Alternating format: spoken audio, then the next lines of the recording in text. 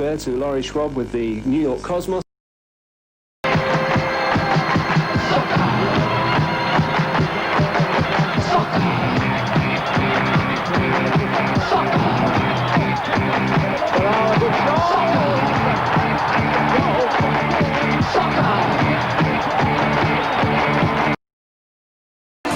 Johnson. Still Johnson. Jones, this looks dangerous for Brisbane Lions. Jones, a good cross. Johnson. Arnold's forward, so's Manus Lamont, still Robbie Slater. Twisting and turning, getting that one across. Lamont! Manus Lamont! Play on, says the referee. Hayes is onside again. Shot! It's in the net! What a great goal by Graham Hayes!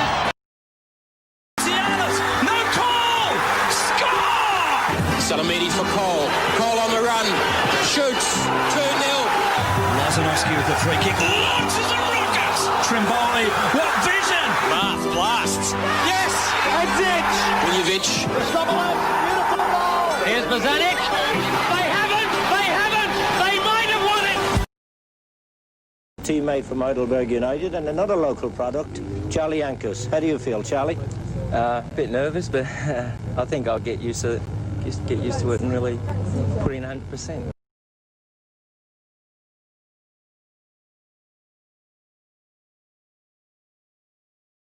Johnny Grimaud, thanks for joining me, mate. Great to have a chat with you. Anytime, George. Good man. All right, so let's just give everyone a little bit of background. Like, we've grown up not quite together, but we've played junior soccer against each other. Obviously, we're the same age. We've got a host of mutual friends that we would have known through schools, through the area that we grew up in, and through our soccer careers. And we continue to cross paths through soccer as we do. And we also played together in the Western Regionals, in the juniors. So we actually did play together. We were teammates. And we obviously, as we've discovered earlier with the text I sent you, we played against each other as seniors back in 87. 87. Well, the young blokes won't even know what we're talking about. It'll be black and white TV, won't it? It was. I think I was marking you that day, seeing as though you came off on the 50th minute. Yeah, well, neither of us can remember, and I'm going to be fair enough and say probably. But I did, like I said to you, I did share the wing play with young Minnie, the Vietnamese bloke who we suburbs had signed from Footscray JFST. He'd start, I'd come on, or I'd start and he'd come on. So I'm quite happy to share the wing play with him. But I'm just glad that I got a run under Jimmy Candelas back in those days. So getting a start for me was like playing in the grand final at that stage. So it's quite interesting. Now, take us back. Obviously you grew up in St Albans, and you've been a Green Gully junior, or you're a Green Gully junior from very young. And there's family history, right, with your family that goes way back to. Let us know. Well, I started playing as a 5-year-old, and the Spitieris, my mum and Joe Spitieris' mum, they're twin sisters. Okay. So Frank and I are pretty much the same age. So we started playing at Green Gully as 5-year-olds, and we went all the way through. There wasn't too many that went all the way through to play senior football from Green Gully that had gone right through the junior ranks. Yep. So I was there at Green Gully until 1990, and enjoyed some of those younger days playing against Sunshine Heights where you were. West United. You were West United, yeah. Sunshine Heights. Yeah. We had some really good games. I can remember at West United you had Johnny Stamatopoulos. Who came over and played with you for a while. Yeah, Tony Narciso, I can remember. Yeah. The late Tony Narciso. These were gun juniors, and we used to have some really good games with Western United and also with Sunshine Heights. Sunshine Heights, from memory, I think Richard Falzon, Matthew Saliba, Frank Muscat, these guys were all coming through at the same age. Robbie Dragovic as well was there. Robbie Dragovic, yeah. No, they were from the past. They were great days, and I can remember, it was difficult for me when I first started playing football, but I just loved it so much, and just graduated through the ranks at Green Gully. And Green Gully is a great club. My uncle was the president, Guy Spiteri, was Frank's dad. Yeah. He was the president of the club. We got to a stage where we became youth players, and Frank and I went and knocked on his door in the committee room there and said, it's about time you started paying us. And that's what happened. We got onto contracts, and I think I was probably 17 when I made my senior debut at Green Gully. Was that NSL, through the NSL? That was in the NSL. I can remember playing against Heidelberg. We drew 1-1. Dougie Brown was the striker, big Dougie Brown. And yeah, I was just a skinny lad coming through, and these guys were, like legends at the time, and playing against them. Yeah. The first game I was really nervous. I can remember after the first game we played Heidelberg, we drew 1-1. I thought I did all right. We played against JUST at Schindler Reserve. I can remember Gus going to me, okay, last week you're nervous, but this week, you have to really, dig in, and you have to play well. You have to play your role in the team. And I can remember we defended for pretty much 90 minutes. It was a 0-0 draw.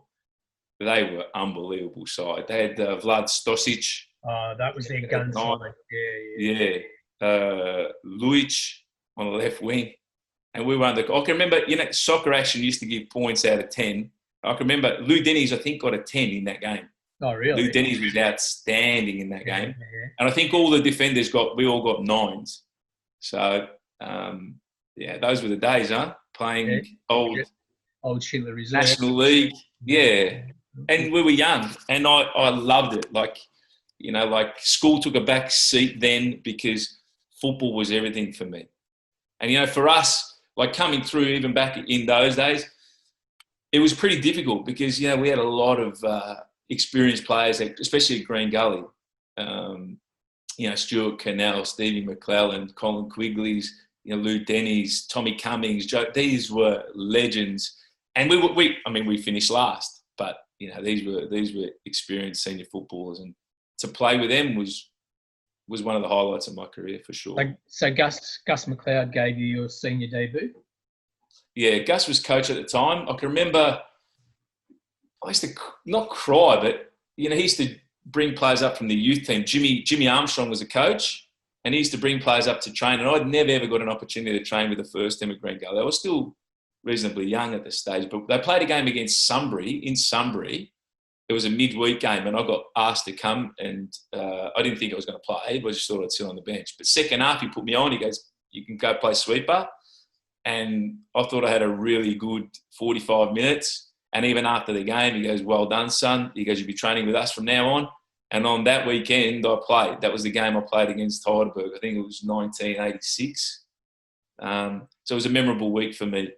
Did you play sweeper against Heidelberg, or did you play left back? I played as a sweeper. Oh, really? Yeah. So you made your debut as a sweeper? I made a debut as a sweeper. Okay. Yeah. Did you play? I was just okay. Sorry? Did you play a lot as sweeper? Because you were a left back, right?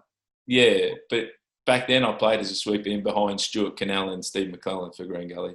Oh, okay. For most of that season, and then after, in '87, I reverted back to a left back. Oh, okay. And pretty much just had the instructions: as soon as you get the ball, just give it to Tommy Cummings. He was in front of me. He was a legend. He was a great player. Yeah. Probably one of the better ones I've played with. Yeah, well, I was. Or hit diagonals to Big Joe Sweeney. You remember Big Joe Sweeney? Yeah. Former Juventus. Yeah. It was either hit Tommy Cummings, win the ball, hit Tommy Cummings, or hit a diagonal to Joe Sweeney, that was my cup of tea, really. Yeah, no, I played with Tommy. I was lucky enough to play with Tommy, and I got him right at the end of his career when we were at Polonia. Yeah. But he was still the best player that I ever played with in Australia, like that I actually shared a park with. He was, even with lack of training, like he was match fit, but he wasn't fit, if that makes any sense. Yeah. He was a tank. He knew how to play and what to do.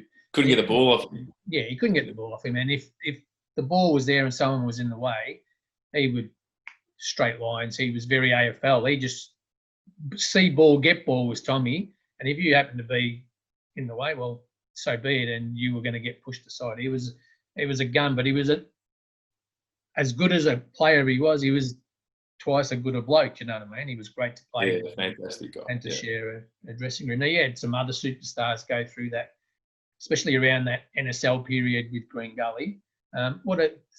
Who are some of the other? Did you play with Paul Lewis? Did you get to play with Paul Lewis as well? Paul Lewis, I think Paul Lewis had just left. I think he'd gone. I think Melbourne, Croatia, had paid big money to get Paul Lewis at that time. So I didn't get to play with Paul. So it was just after Paul. But Scott Fraser came from Scotland. Quiggs was there. Tommy Cummings, Joe Sweeney, Stuart Canal. I'll tell you one story. I was playing left back. This was probably in '87, and Greg Warsorski from Polonia was one of their. He was a talented player, a talented winger. He was giving me a few problems that day, and Stu goes, "Just hold him up if you can. Hold him up." I can remember holding him up, and Stuart came from nowhere, did this slide tackle. He nearly put him into the fence with a slide tackle. He got a yellow card for it. Now he would have been sent off, probably would have been rubbed out for 10 games. But Stuart was he's tough. Training at Green Gully was so tough and competitive. It was, you had to be up even for training it in those days. Yeah. I've heard that from a lot of people. Yeah, I've heard that from a lot of people. Training was seriously at a high level. So if you weren't switched on, you'd get found out pretty quickly. Yeah. Right. No, that's fair enough. And Stewie had a sensational career. He played at the Knights. I think he went to Heidelberg as well. And he was a brute of a man, and not much got past him. It would have been good to play alongside, as like the example you've just given. And he certainly made people stand taller when they were playing. He walked taller next to Stewie. And Steve McClellan was the same. Yeah. So Stevie was, like a father figure as well. Like Steve would take you under his wing, he'd talk to you and, educate you as much as possible. Great guys. We had a great team. I mean, we got relegated from the NSL in that year, but the standard was pretty high. Okay. So when you went back to State League, you obviously played for a few more years at Gully. Talk us through your career, that part. What was going on? How are you going? Steve Douglas had left and he'd gone to Albion, and I felt like I was getting stale at Green Gully and underappreciated, maybe not, but I felt like I needed to challenge myself to move away from Green Gully and try and forge a career outside of Green Gully. Yeah. Charlie Farrugia he's my uncle, so his wife is my dad's sister. So Green Gully was pretty much the committee, and it was family. So I felt like I had to move away, and Steve was telling me, "Oh, yeah, look, you have to come to Albion. You have to come to Albion. We're looking for a left back." And Terry Hennessey was a coach. So I'd spoken to Tex, and I went, and I had no expectations when I went there, but I remember doing a really solid pre-season with Franz. Remember Franz was there? Franz, yeah. Remember, that's it. And so I worked really hard, and I had a really, really good first year at Albion. The team was average, mid-table, I think, but we had some really good players. Donnie McLeod, Peter Kadlachik, Steve Douglas, Ernie Toff was goalkeeper. We had some really good players. So Ian Wallace had gone by this stage? Ian Wallace had gone, and Terry Hennessey was a coach. Terry Hennessey didn't even last a full year, but I loved my time with him. And if I had more time with him, I felt like I could have been a better player. I think I was 20 years old at the time. Yeah. And he just gave me the confidence to run with the ball, to get forward as much as I can. Gave me a lot of freedom. Yeah. He just said, the instructions were pretty simple. Put the winger in your pocket and then make sure you give us something going forward. And I enjoy that. I think I won their best and fairest the first year I was at Albion as a 20-year-old. So I felt like I had a really good season. Oh, of course. That's a good season. So what was his man management skills like for someone who played, Terry had played at the very top. He was captain of Wales. He was a superstar in his playing day. And a lot of people don't convert that to their coaching, but everyone that I've spoken to speaks highly of him. Apart from just the football side, what was he like for you as a... He was hard on me. He was hard on me in the right way. Like even he'd come to me, I can remember I'd been there for maybe 3 or 4 months, and he'd come to me and say to me, "I'm hard on you for a reason because I believe in you." And we worked on certain things, even after training, like heading and just one-on-one. He said, "You remind me Stuart Pearce, who was playing for England. I mean, that was a massive compliment for me at the time. Yeah. I had so much respect for Tex, but just gave me the belief to, beat anybody, physically especially. That was my game, speed and power. Back then I had less injuries. I wasn't injured. I was as fit as I could possibly be. So, I think out of all the coaches I had, him and Gus I have a special place for, for different reasons. No, that's fair enough. So how long were you there for? I was at Albion from 90 in, and then Les Carter came in. There's Dale White, Scott Patterson, it all flowed through Albion. And Les got the coaching job at St Albans Dynamo. Yeah. And he said, John, I want you to come with me to St Albans. So, I'd been at Albion for 4 years. Steve Doug, all the boys that, when I first went to Albion, they'd all gone. So it was pretty much a new team. And Albion always struggled in terms of paying players. Your payments were always late. And so you start to get sick of that a little bit as a footballer. And I thought, okay, I'll try my luck and I'll go to St Albans. And Les was probably sacked after 10 games.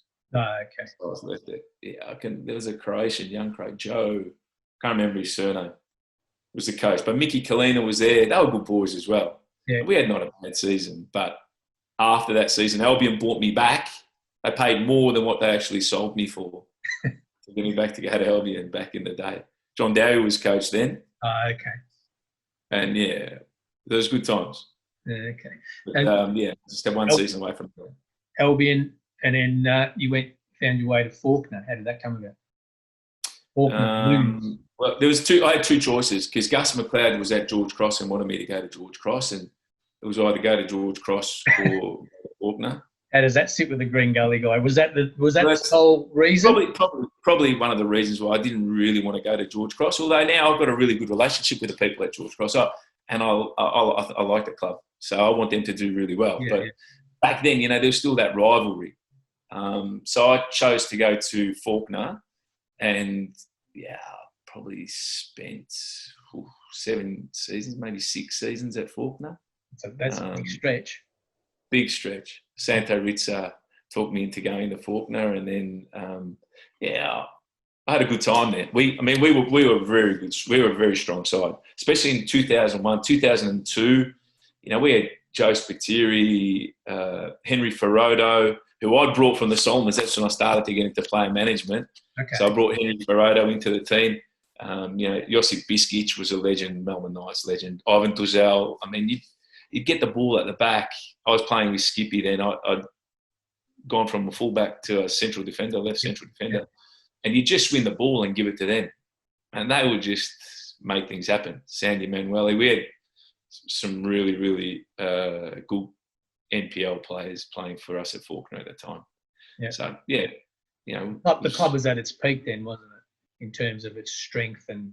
It was. Yeah. Unfortunately, the facilities back then weren't great at Fawkner. The pitch. I mean, my ankles are knackered due to playing at Fawkner. The pitch was rock hard.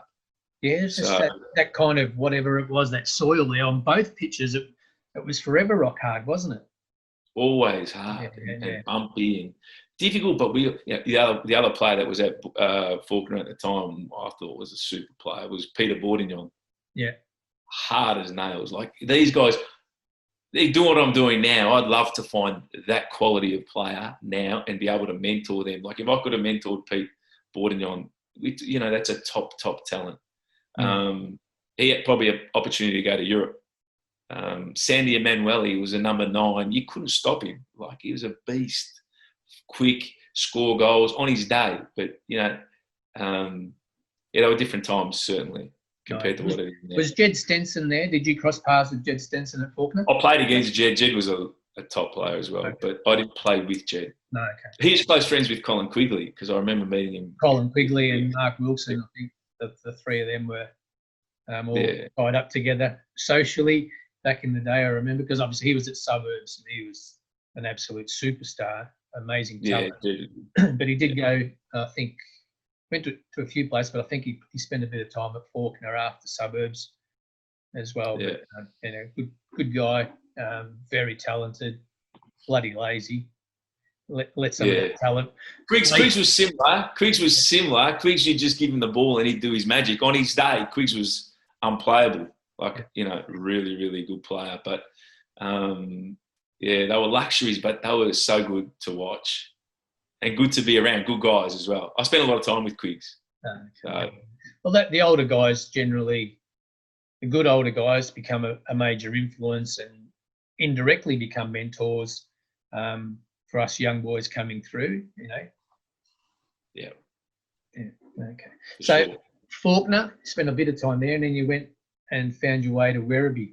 Why and how? I took a year off after Fawkner. I had I think a couple of ankle surgeries on each leg. Yeah. Due to the pitch, obviously. Yeah, it takes its toll. And I took a year off. I thought it was finished. I was probably 33 at the time.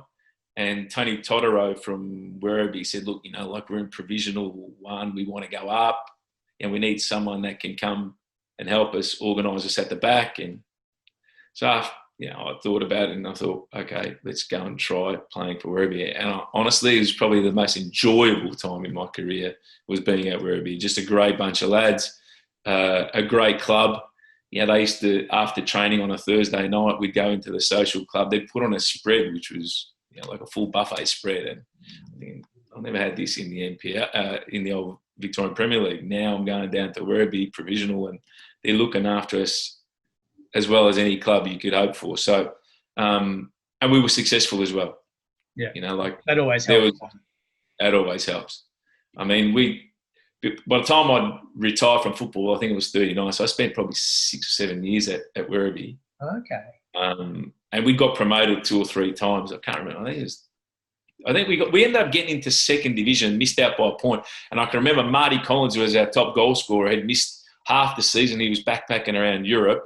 And when he came, we could have been back in Division 1 by the time I'd ended my stint at Werribee. So from provisional to go up to Division 1 or we were Division 2 on the verge of going to Division 1. Yep.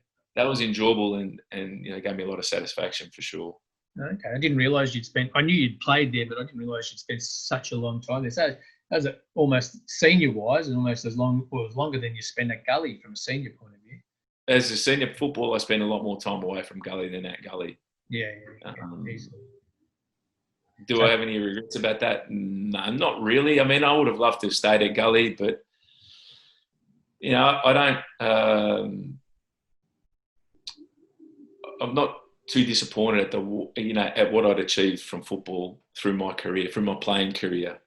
I think I'd had about 320 odd NPL games, which is not bad for just an average left back. I think from Melbourne. I think you did better than that. 320, I'd be happy. I think I played 20 NPL games if I was lucky. So you did very well, mate.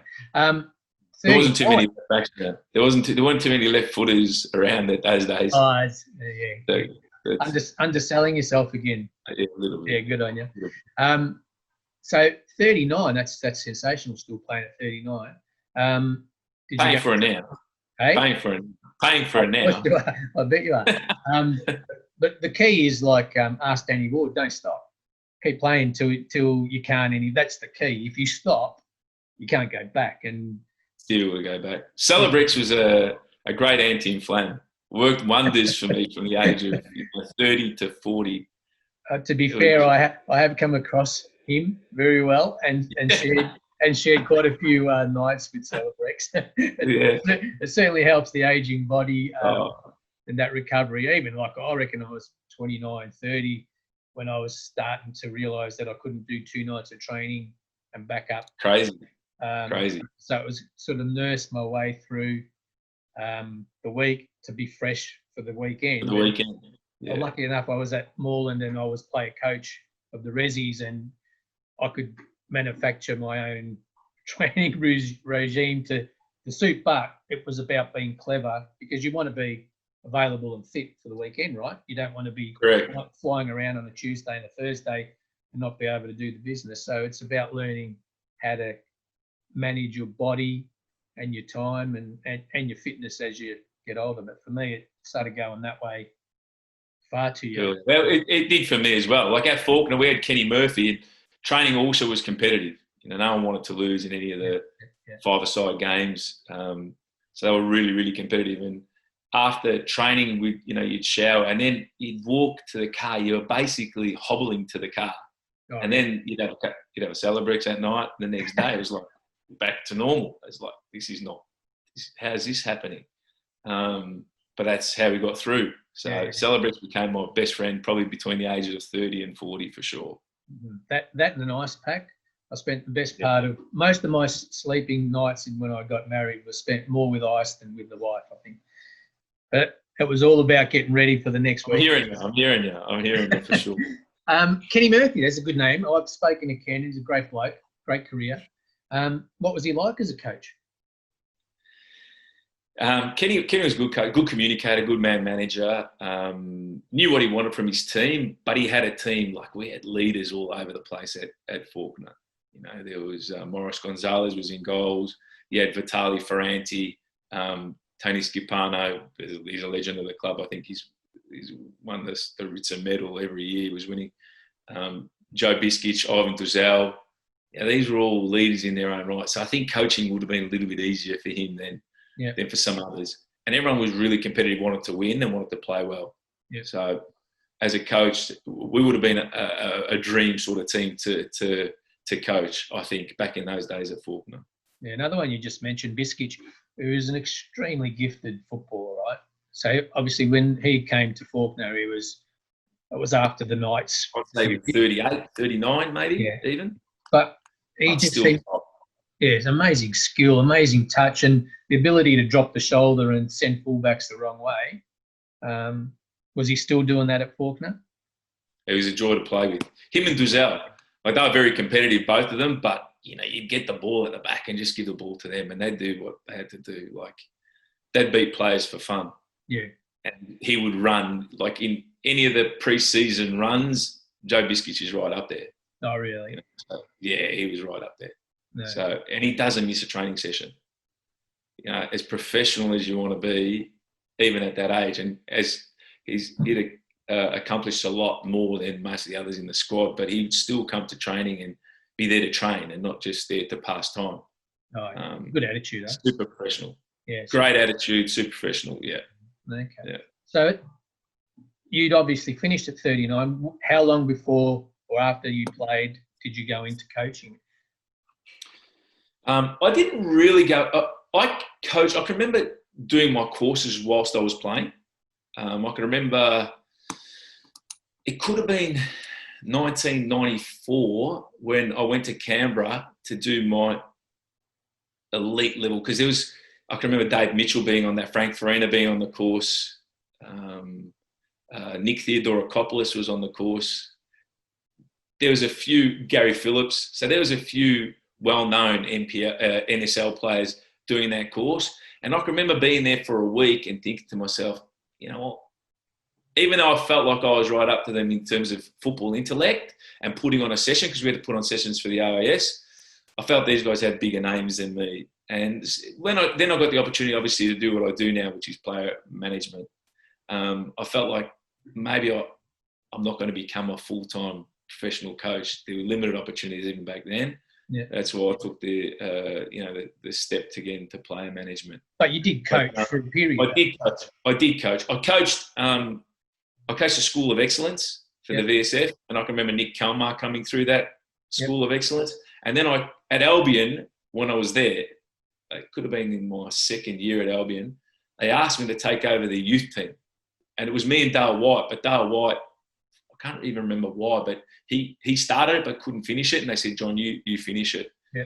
And we ended up winning the National Youth League final against Preston Macedonia at Olympic Park. Yeah. And I had some great players come through there. Lev, do you remember Lev Osman? Yeah, Lev. I mean, he's a legend of anyone who played junior football with him. He's a gun. Like your face just lit up then. Everyone who talks to me about Lev, when they tell me about his junior days, their face lights up like they were playing good ballet. But he tells me off. He still tells me off for this day because he said that I left him out of the youth team because of his age, which is probably true. I mean, he was only 14, 15 back then. And, we had Zoran Markovsky and, there were some talented young players at Albion at that time. Ozan Femi. What was Ozzy like at that stage? He was a good mate of mine. Ozan was a great little player. Just give him the ball and he'd do the rest, he'd beat players for fun. And I was pretty tough on that group, but I wanted them to all I thought they could have all gone and played, semi-pro or NPL. That was a really, really good group. And obviously Zoran Markovsky had a professional career from football. And Ozan Femi, what level did he would have played for? He went to Morwell. I know he went to Morwell. He went to Morwell, yeah. He played senior football, but he wasn't I don't think he had didn't quite fulfil his potential because I thought Ozan Femi was clear standout back in the day. Footballer, clever, can beat a player, can score a goal, can decide a game. And, doing what I do now, they're the kind of players I'm looking for. There's not too many around you. No, well, he came to me when I was coaching my first senior gig at Altona City back in the old Division 3 or something. Landed in my lap and basically he said, I had an idea of where I wanted to play him and he said, I want to do this. And I said, well, you mate, do what you like. Unfortunately, one of the committee members' sons was a striker as well and he made it really difficult for Ozzy. This is fact, they made Ozzy and his wife pay to enter at a home game at Altona City, just to annoy the absolute suitcase out of him, and it worked. And we lost him mid-season, and we were like a struggling side. He was like we had Adam Chimino, who'd come from Green Gully. Yeah, played Green Gully. He was pretty injury-prone, and he was a good player. But Ozzy was our superstar. But unfortunately, we lost him, and that's a part of history. But he you could see he was a gun player. Yeah. So that's really all I coached. Like after that, I didn't coach anybody else. Like I coached Albion and then that was it. I probably had an opportunity to coach at Werribee if I really wanted to, but I didn't see myself as a coach then. I wanted to get into this player agency and do this well because I could see there was a little bit of a hole with the level of player agents that were out there, especially in Australia. Yeah. And I wanted to do it differently, but also wanted to do it better than what was out there. Okay. And so here we are. Where did the seed, or where did this part of, your, now what is your business and your work, but where did that come about? How was it formed? What was the idea? Did you have a... Gus Mc Leod was playing for Lierse in Belgium, and he had an agent. His name was Ton Poldner. Yep. And Ton had asked Joe, is there any other players? Can we bring some other players from Australia? Yep. So Joe asked me, because he was out of touch with the local game back then, and asked me what my thoughts were. And I really liked Tommy Pondliak at Melbourne Knights. So I said, why don't we just bring Tommy Pondliak? And we got a DVD made up, sent it. Tom Poldner said, yep, okay, we'll organise trials. And we had a trial organised for him to go to Ghent. So this is my first time going over to Europe. I went with Tommy. Yeah. We spent 4 weeks in a hotel. And the first week Tommy was there, I thought he was excellent, but then it sort of tapered off. And I knew they weren't going to sign him. But this agent, this Tom Poldner guy, was nowhere to be seen. Absolutely no. He was in Africa trying to bring another player to, I think it was Bayern Munich. So I couldn't get a hold of him. I couldn't speak to him, find out what the club was thinking. I can't do this. This is just not me. Yeah. And Ton had introduced me to a guy named Søren Lerby, who was captain of Denmark. Yeah. Played for PSV Eindhoven, Bayern Munich, managed Bayern Munich. He's a legend of Danish football. And so he gave me this card. So when I got back to Australia, I had this card of Søren Lerby, and I just kept calling him. And he wouldn't answer, and he wouldn't answer, and he wouldn't answer. Finally, he answered. And I said, look, like I've been given your card, and I hear you're one of the better agents in Europe, and blah blah blah. Pumped his tires up a little bit, and I said, is there anything you need? And he said, I actually looking for a goalkeeper. But he goes, don't call me anymore. My business partner is a guy named Jan van Baal. So I said, okay. And Jan and I, we're the same age. We're probably best friends now. He's my business partner for 22 years. Yeah. But through Jan, and through John Didlitzer, Joey's brother, Joe was he was at Charlton Athletic on trial at that time. Okay. I'd talked his brother into getting him to go to Amsterdam, to go to Ajax and spend the week at Ajax. And he blew him away. They just couldn't believe. And all of a sudden they wanted to sign him. So my first taste with Søren Lerby was a goalkeeper that's going to sign for Ajax. And then, Jan was saying to me that Wolfsburg needed a striker, a young striker. And Joe Tricarico was one of my clients back in the day, a great player, also a great player, introduced me to Joshua Kennedy. And I can remember driving up to Albury-Wodonga and having a toasted ham and cheese sandwich with his family and talking him into signing with me. And I said, look, I can't guarantee you anything, but, when an opportunity arises, we'll see what we can do for you. And, Jan called me and said they need a young striker from, they were looking at, have we got a young striker in Australia? And I said, look, there's a kid, Josh Kennedy, he's only 17 years old, unbeatable, I thought, in the air. And he's 194 centimetres. When you say 194 centimetres, European clubs just, well, let's bring him. So we ended up paying for his trial to go to Wolfsburg, and I think he was there for 3 days and they wanted to sign him. So they thought, this country, Australia, we thought they only produced cricketers and rugby league players. I've sent 2 players. One was Joe Didlitzer, and the second player I sent was Joshua Kennedy. Yeah. So all of a sudden we became closer, and I spent some more time in Amsterdam. I spent a lot of time at Ajax, to be honest, and in awe at what they were doing over there and how talented their young players were compared to ours. Yeah. And then it's just, trial and error, sending players. Some were successful. Yeah. Archie Thompson went, he was trialling at Anderlecht and ended up signing for Lierse. So, yeah, and that success of those, Josh and of Joey Didlitzer opened the door for me. Okay. When you say you're spending time at Ajax, in what capacity? So what were you, like, just watching, learning? Learning, meeting people, growing my network, showing them that I really wanted to be a player agent, and I took it seriously because, like then I'd have sent maybe Billy Selesky went over, and, Billy Selesky,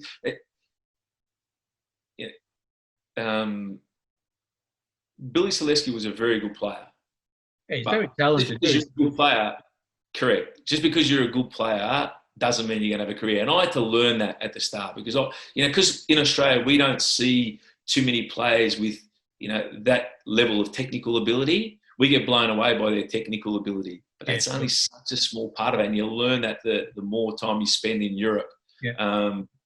There's a lot more to it. If you don't have X factor, if you don't have a point of difference, it's very difficult to have a career in Europe because there's so many good players.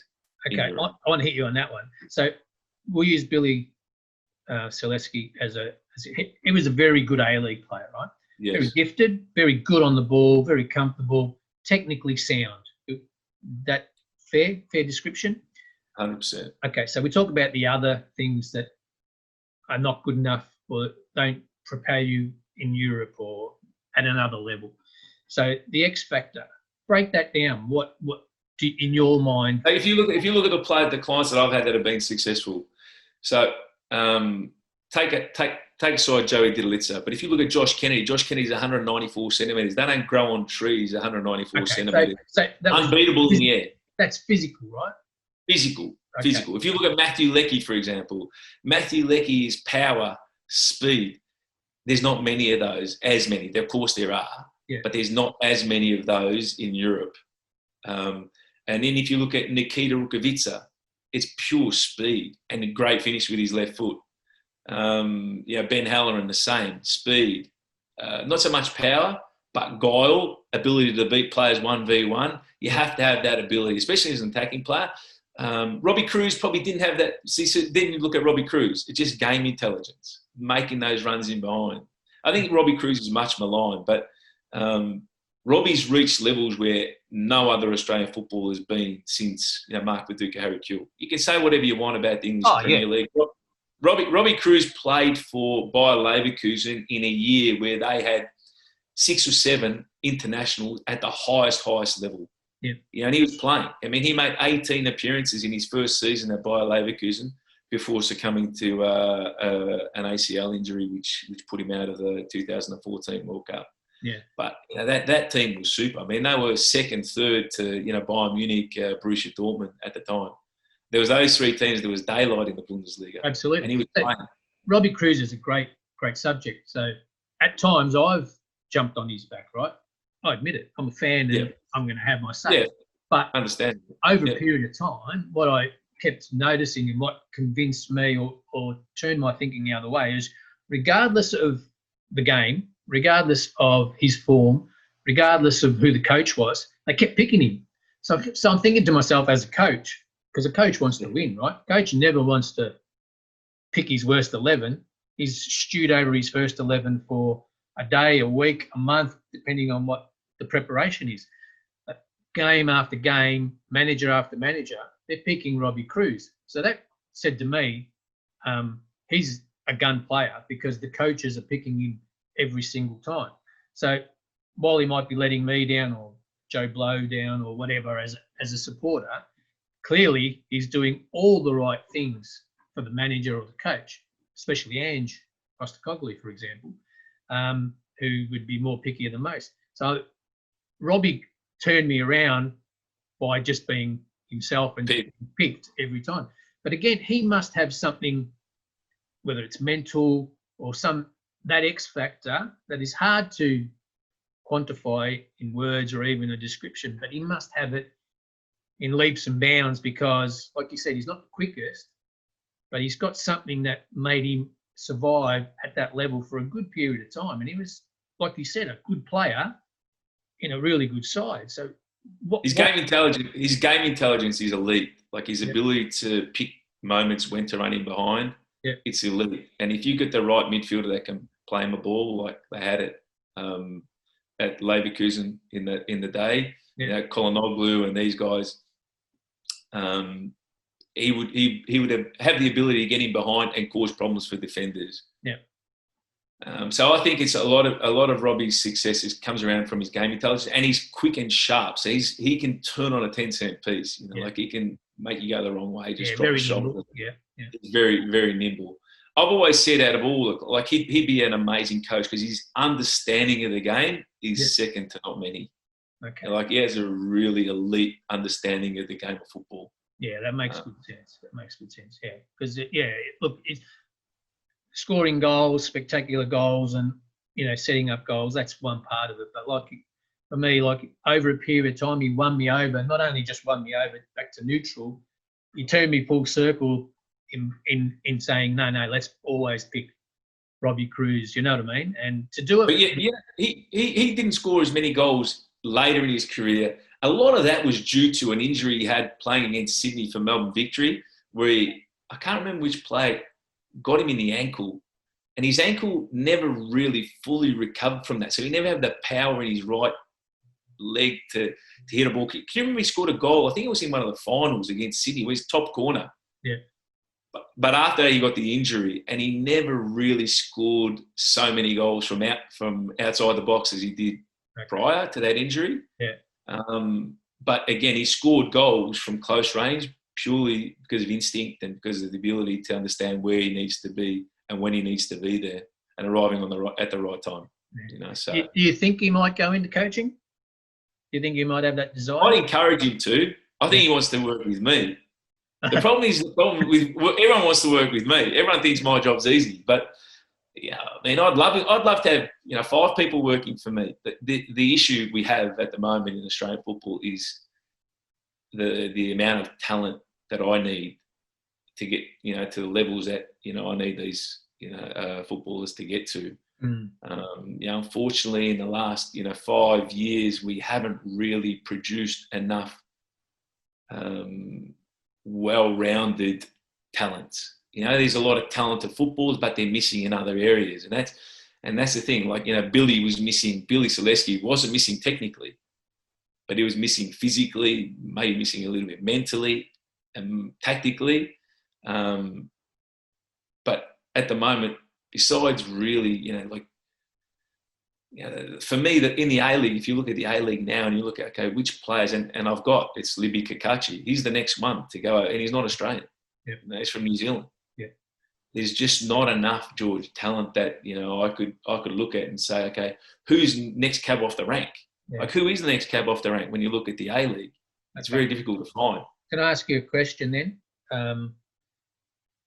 In our era, and I'm not talking about from a playing sense, just our era, from the time, right? That time span. Yeah. The old State League, NSL, which was part-time effectively. Towards the end, some NSL clubs were full-time or had full-time players, but it was a part-time sport. Managed to produce players consistently, right? This is an age-old argument, but I'm leading up to something, so bear with me. In the last 10 years or so, we've changed tack. We've brought in a curriculum, regardless of where it's from, but we had to bring in something, so we've done something. My personal opinion is that the curriculum, correct me if I'm wrong, was brought in to help produce and develop players. I think that was the first, the foremost reason. But what it's helped do is structure coaching and produce a lot of licensed and maybe well-credentialed coaches, which is great in a sense. But along the way, it's forgotten to produce, or somehow the players, because it was brought in to develop players. So the old system seemed to produce a whole generation of players. But it was more competitive. It was more competitive back in those days, George, than what it is now. So if you look at what's changed. Well, if you look at even, we don't have Western regions anymore. Remember the regionals, how competitive it was to even get into the Western regions. You know, we'd have trials, how many, 30, 40 kids were trialling. Yeah. And the coach didn't know any of them. It wasn't because you put money in the coach's pocket you were getting picked. You'd have to impress at a trial. And then you go and play for the Western region. And then the state team would get picked from those regional championships. Yep. So it's not like if you have a state coach at the moment that's not going to games every weekend and he's just getting recommended, these are other people's opinions.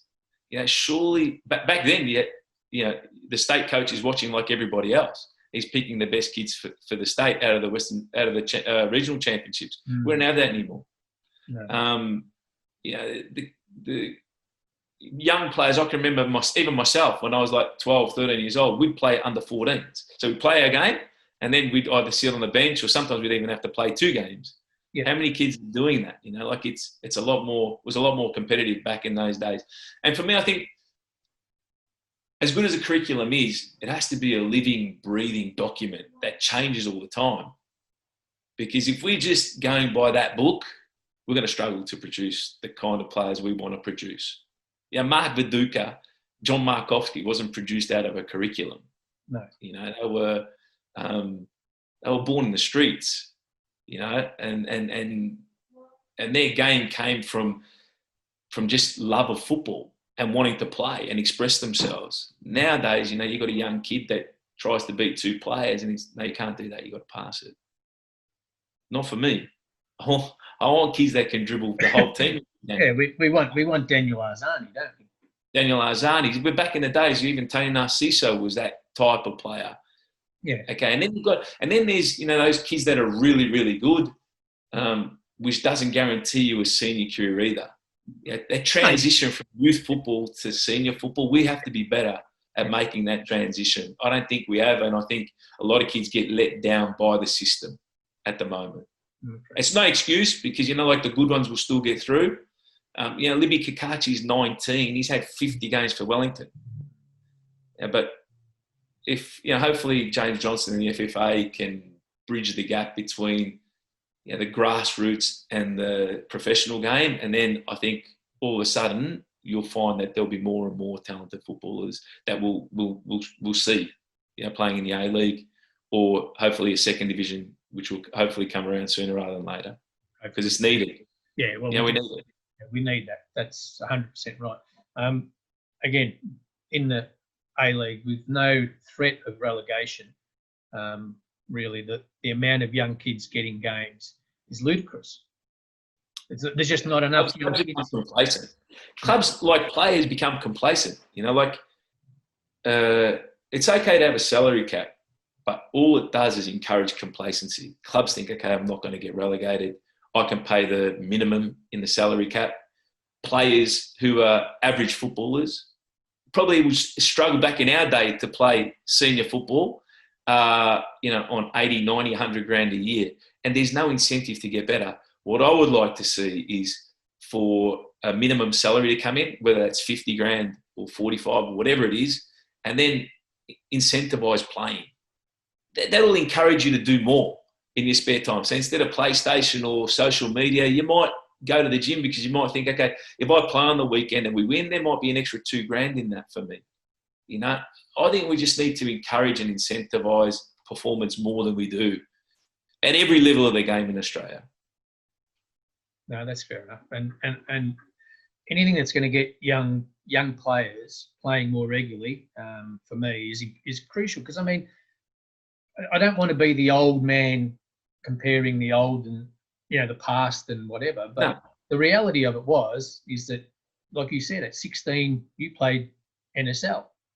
You were blooded into a senior squad. At the time, Frank was the same age, Frank Terry, and he got his go. And at George Cross, Richard Falzon would have been getting blooded, through that, and so would have Jonesy. I mean, Jonesy's an exception because he went from superstar. I'd love to have had a Jonesy. I'd love to have a Jonesy now that I could mentor. We just don't have that. John Markowski for me is right up there. Could have been right up there with Mark Viduka. Jonesy pound for pound is the most talented footballer I think we've ever had. But for whatever reasons, and doesn't again, matter now. It's the four things. It's mentally, physically, tactically. He went overseas, and look, I saw him at purely on talent though. Purely on talent. I saw him at 15 because he came to Western Suburbs for pre-season the year, just months before he signed for George Cross, right? And Jimmy Candelas had probably told him that he was going to start him off in the reserves, right?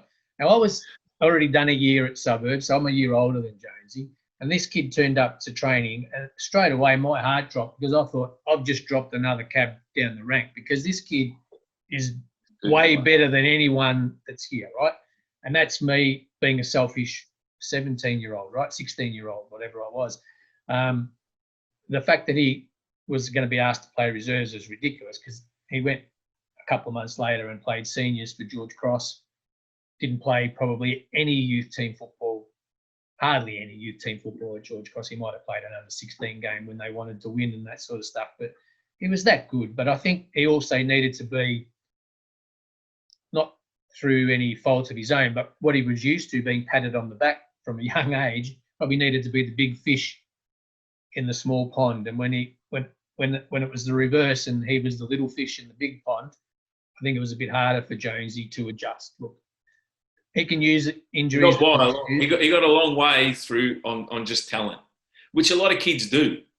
But the ones that have made it, a lot of talent. He's massively talented. But I always say to my young players, talent for me, all my clients need to have a level of talent that I think can transcend the A-League for me to sign them. If they don't have that talent, it's very difficult to get to a level where I can really be of benefit. But talent is just such a small part of what you need to have. Yeah. You try and educate, but a lot of the young kids these days don't really understand it, and the penny doesn't drop. It takes a long time for the penny to drop until they understand that. If you look at, say, for example, Cristiano Ronaldo. Cristiano Ronaldo is one of the most talented, not the most talented footballer in the world. But when he takes his top off, and you see the work that's gone into his body, you can't pay for that. That's just hard work in the gym, on the training pitch. A lot of kids don't understand that still. So, you can be the most talented, but if you're physically not up to elite standard, the talent won't get you there. Yeah. Matthew Leckie probably had less talent than a lot of these boys, even that I've got now. But physically, you try and play against Matthew Leckie, you're in a game. Doesn't matter who you are in the world. Doesn't matter how talented you are in the world. If you had to play on Matthew Leckie, after that 90 minutes, you're sore because he would have asked a lot of questions physically of you. And that's where I think young kids don't understand the correlation between the talent side of it and the mentality, the physical side of the game. No, that's fair enough. So currently, give us a few names that you've got that are making their way through Europe and even in some cases Asia, and where they're at. So, I mean, Thomas Deng was the last one that we sent over to Urawa Reds. They'd been fine for a while. You and I. Yeah, we knew about him. Yeah, I think we got a phone call. We were at Green Gully watching an NPL game at once. So we went to Thailand to watch the qualifiers. I went with a scout of Urawa Reds, and to be honest, we played Thailand that game, and Tommy was poor. The first half, he was playing right back. The whole team was poor. Second half, he consolidated a little bit his performance. He was a little bit more solid. But if you were going to take him from that game, I would have said we were wasting our time. He's going to stay at Melbourne Victory. But the game after that, he performed much, much better. So did the team. And then we had to leave, and he missed one of the games, I think, from sickness. He missed through sickness, and he knew that Urawa were looking at him. Then he missed through sickness. Like, oh, this is all over. It's finished. But I stayed in touch with the scout, and we watched him play. I think it was the semi-final and the final, and he was outstanding in both of those games. And Urawa, financially, it's tough for a lot of clubs, even in Japan. You know, we look at Japan and we're envious of where they are, where their league is, where their clubs are. Yeah. And we should be, because they're doing so many things way better than we are. But, they ended up taking, a risk with Tommy, and Tommy's gone in there and done it enormously well. Like, their biggest problem was conceding goals. He didn't play the first game because of COVID and him getting into the squad late. Then, obviously, the league was postponed for a long time, like ours was. And when they came back, he played 3 games in a row. They won 3 games and conceded 1 goal in the 3 games. He got injured in the last game against Kashima.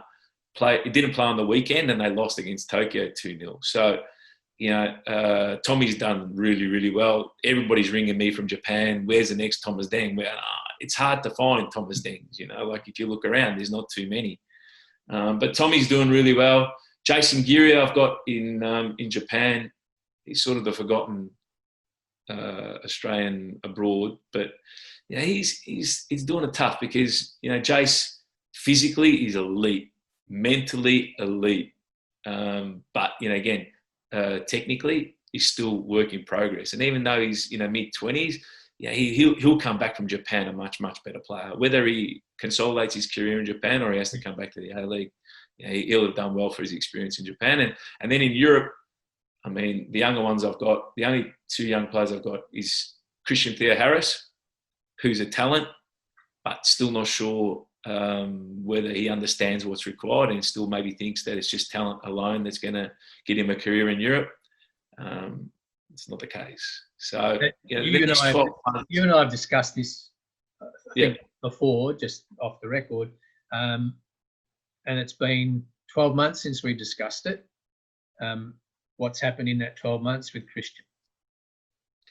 Well, we put him on a program. This is away from Gladbach, where he's purely needs to understand that if you cannot run for 90 minutes, if you cannot get 12 kilometres and a certain amount of high-speed kilometres in a game, it doesn't matter how good you are.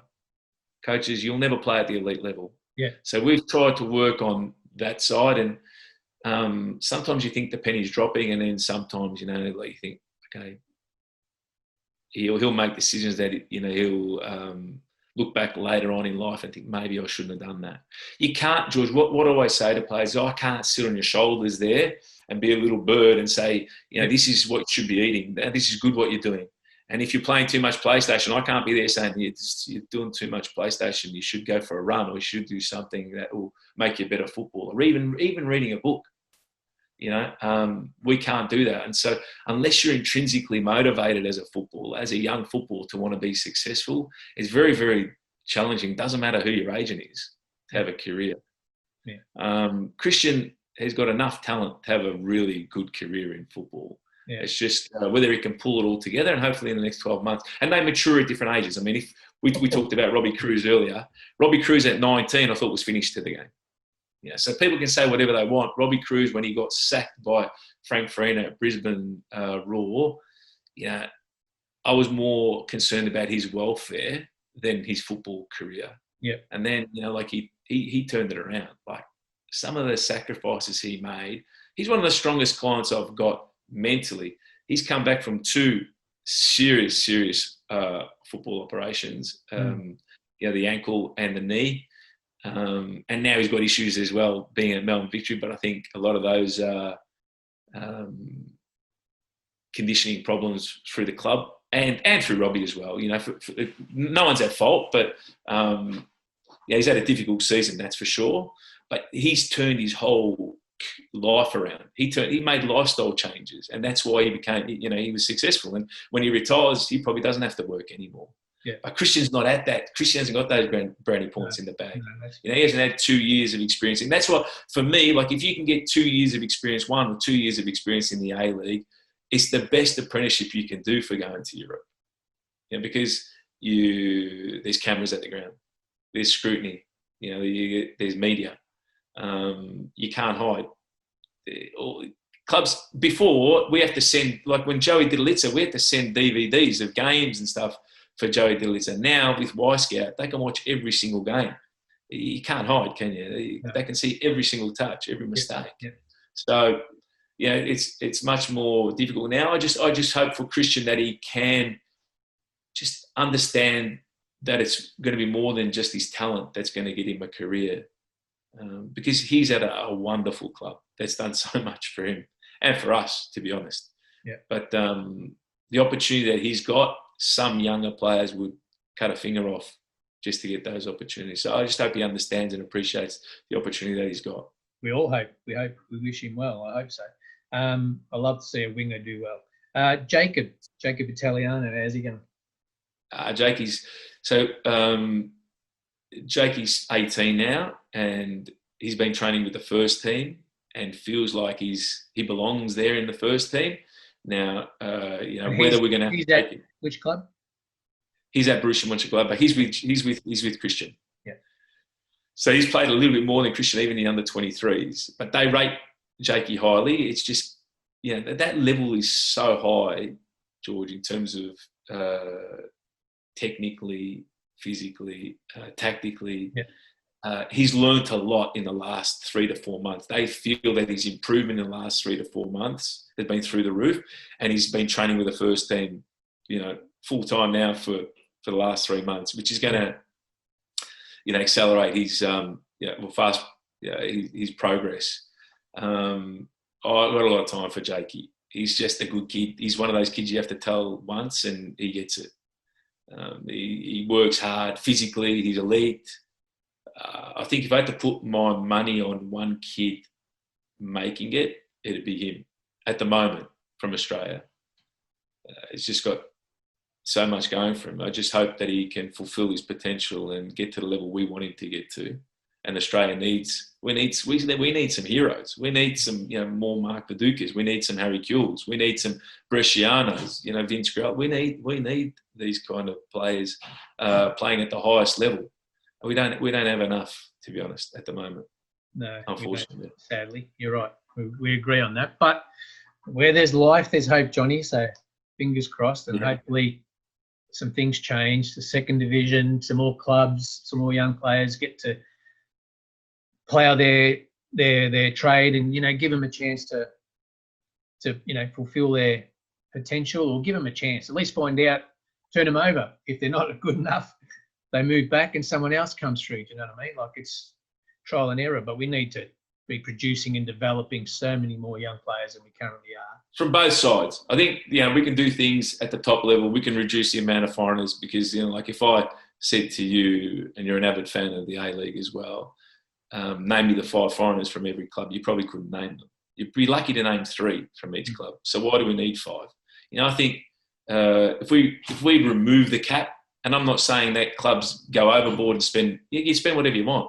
You know, if Melbourne Knights or South Melbourne or an NPL team, Marconi, could come into the A-League and compete with a lesser budget because they're doing other things better, like development, why not?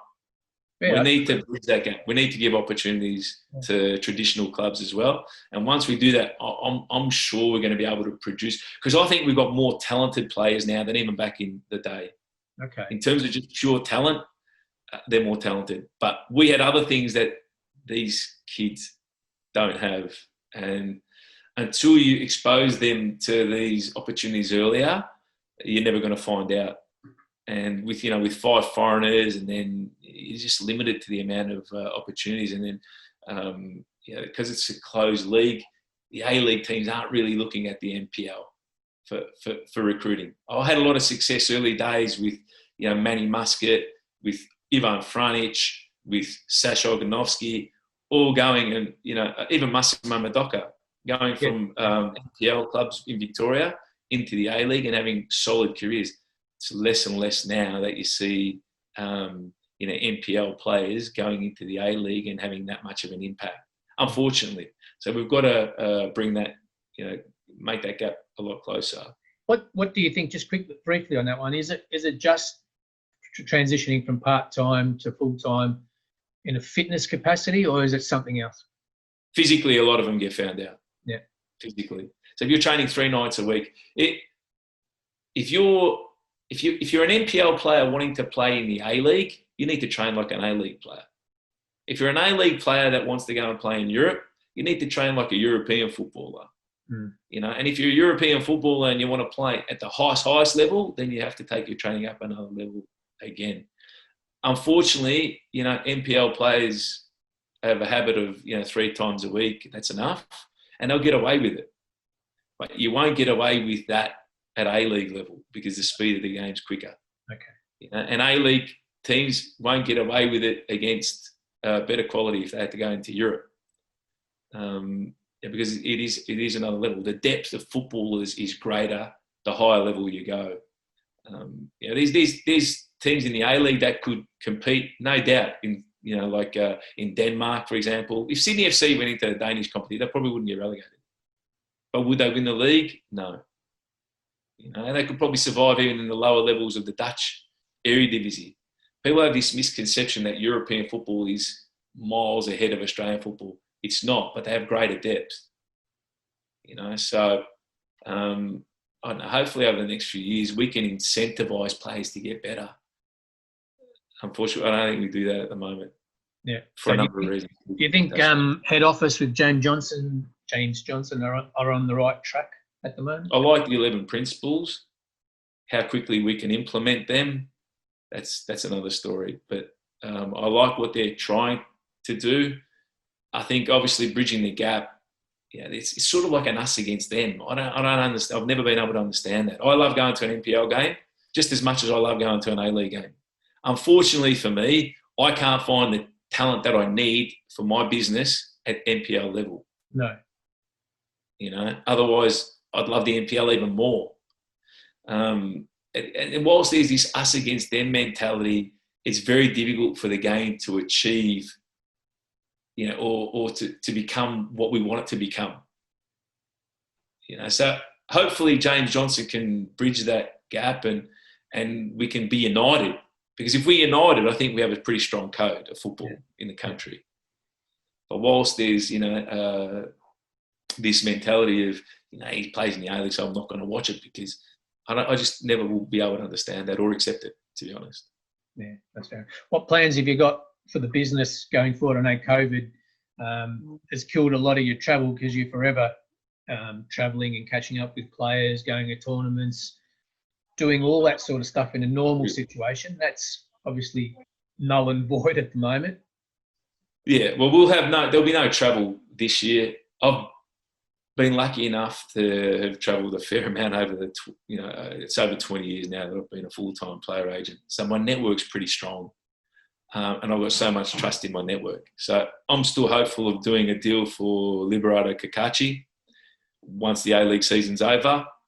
And then, there's a couple of other players that I've got within the A-League that are out of contract, and, might be able to do some deals for them. And then, who knows what happens with guys like Matthew Leckie, Brandon Borrello. They're all guys that are not getting enough football. So there's potential to do deals for those guys as well in this off-season. So there's still work to be done, and I'm always looking for, especially now with the A-League recommencing, there's going to be a lot more younger talents playing. So watching those games closely to see, is there anyone that maybe that I could, mentor or get involved with that I might be able to add value to? Because if I can't add value, George, then it's no point having an agent. I've got to be able to, for me, I've got to be able to add value. And I'd love to have more clients. I'd love to have people working for me. But at the moment, it's just a one-man band from this side of the world. So yeah, it's enjoyable enough. Still enough football to watch on the box. So that's the plan. All right, enjoy. And stay fit. Stay fit. Well, you can ride your bike, and I'll keep walking, and we'll keep meeting at the odd football game, which obviously won't happen this year by the look of things, but hopefully it's disappointing as well. Yeah, disappointing. Disappointing. Hopefully there might be some carnivals or gala days or something towards the end of the year that might give us our little bit of fix and we'll be able to go without social distancing and rub elbows or something like that and say hello and have a drink and talk rubbish in person as opposed to talking rubbish on Zoom.